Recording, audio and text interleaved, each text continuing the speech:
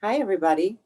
Thank you so much for joining us this month for Librarians Recommend, where your Hudson librarians pick a topic and talk about a specific book in the hopes that you will get some inspiration for your summer reading list.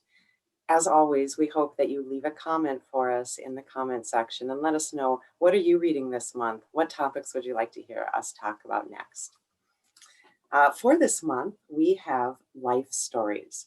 So we have all picked our favorite memoir or biography or autobiography for this month's section. And I'm lucky enough to go first. So my pick for life stories, I chose a book by Alison Weir. There is no life or time period that I find more interesting than Queen Elizabeth of the Tudors. Um, I have just always been incredibly fascinated and drawn to that time period. And, you know, I mean, Game of Thrones was based on the Wars of the Roses, okay? It was the most tumultuous, violent period of upheaval. So much was happening. And even though the entire family tree is so fascinating, I think that Elizabeth is the queen that gives us that silver lining. She ruled during the Golden Era. She had this reign of peace and prosperity once she was able to make it to her throne. Um, Queen Elizabeth was born the Protestant princess, daughter of Anne Boleyn. A few months later, her mother was declared a witch. She was declared a bastard.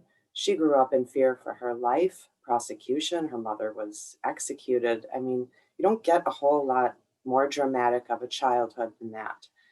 But Elizabeth somehow managed to persevere and thrive. She grew strong. She watched the mistakes that her father made. She felt what it meant to live in fear. She survived the Spanish Inquisition that her sister brought in during the reign of Bloody Mary. Um, to me, there is that hope because Elizabeth used every trick in her toolbox, whether it was her beauty or her charm or her brains, and sometimes she was just lucky. So the reason I like Alison Weir so much is that, there's a lot of content out there about this time period and about this family. But Alison Weir manages, her nonfiction is not too dry. It's very readable and enjoyable. She also does a lot of historical fiction, and it's not too embellished. You know, you can't really know what happened during that time period. So I think some guessing is in order, but she shoots, she's a pretty straight shooter. She's a good writer, and she has a real variety on the different people she features during that time period. So I'm holding the book, The Children of Henry VIII. But again, Alison Weir, I think, is great at covering this time period. Philippa Gregory is maybe another more well-known writer of historical fiction. You can't go wrong looking at the life of Elizabeth Tudor. Um, you know, it really was just such an incredible time period. You've got your whole nation switching from Catholic to Protestant to Catholic to Protestant. And then you have Elizabeth, and she brings in the printing press. She's a patron of Shakespeare.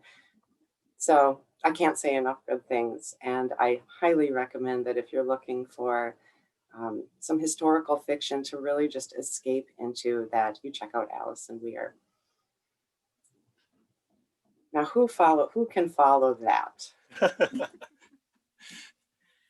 Chris, I'll go. I'll nominate you. Yeah, please Yeah. take it away. Thanks.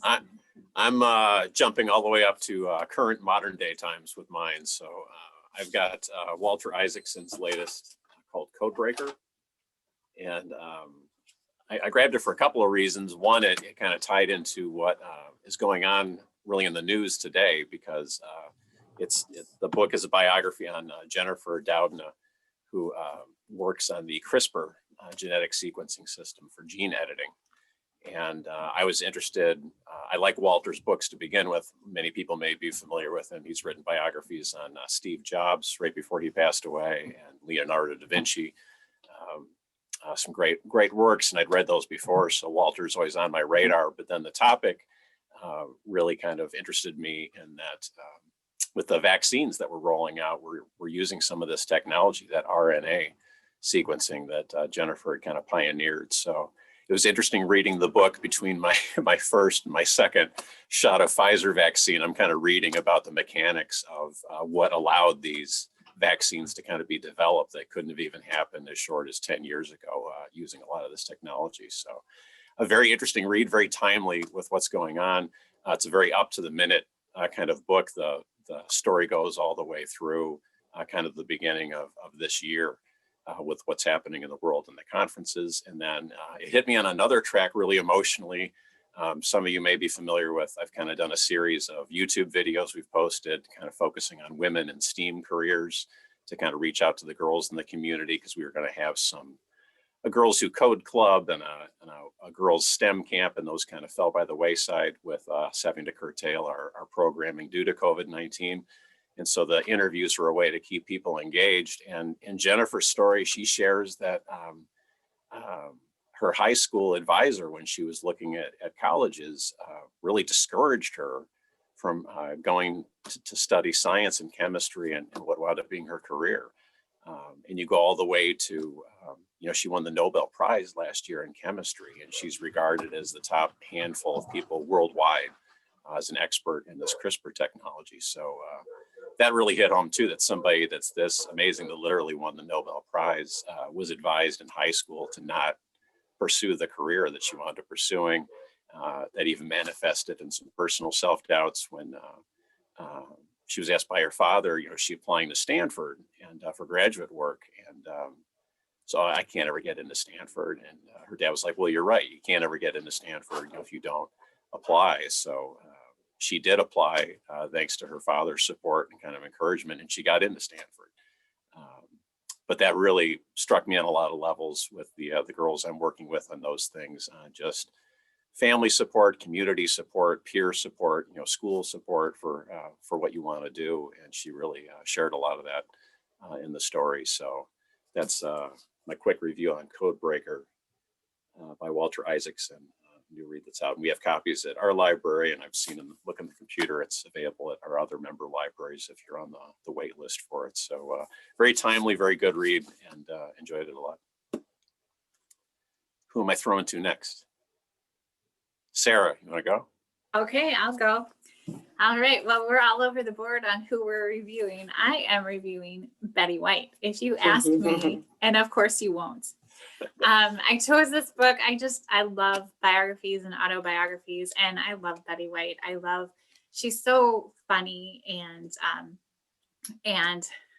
that she's really, to me, kind of a person that you can look up to because she's real, and she seems to be just, funny, but also a hard worker. She started in radio and TV right after high school back in 1939. This book was actually written 11 years ago.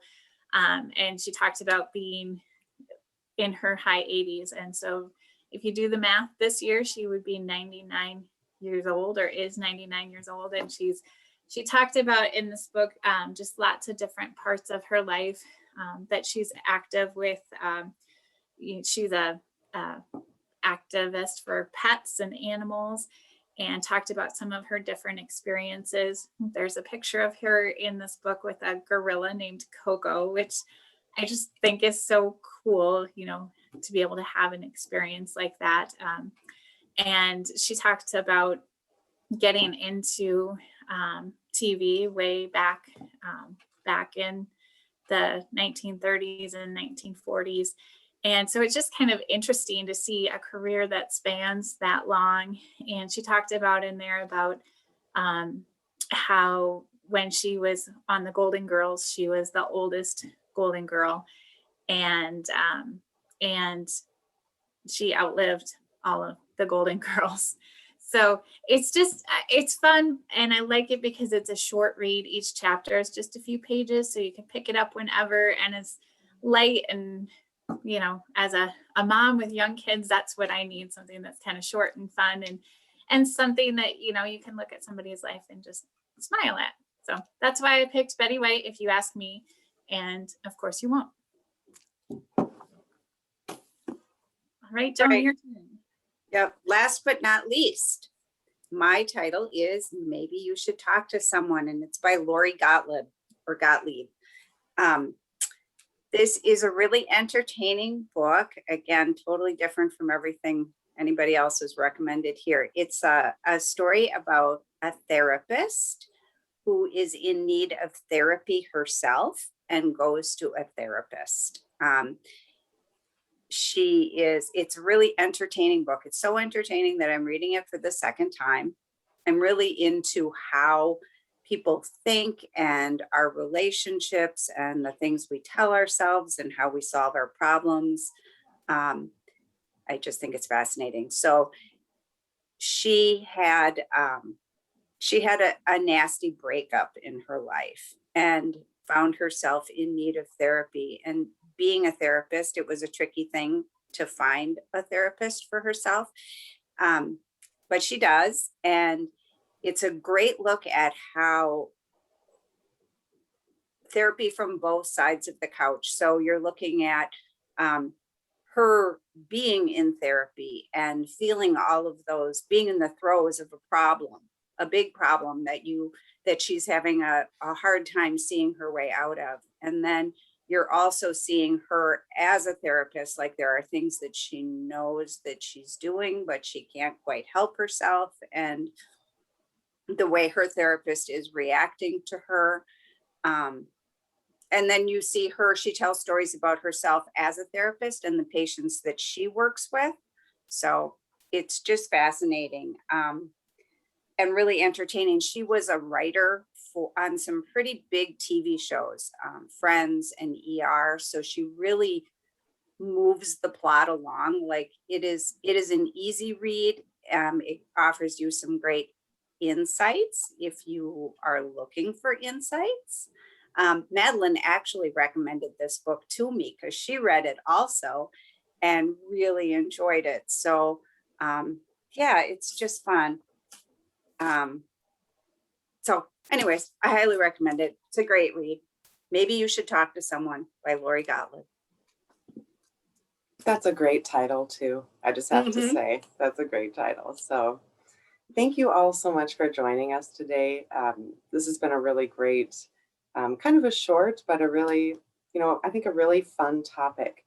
It is always fascinating to look at someone else's life through a fresh lens. So I hope that one of these titles appealed to you, and I hope you'll join us next time. So cheers from Hudson, and thanks.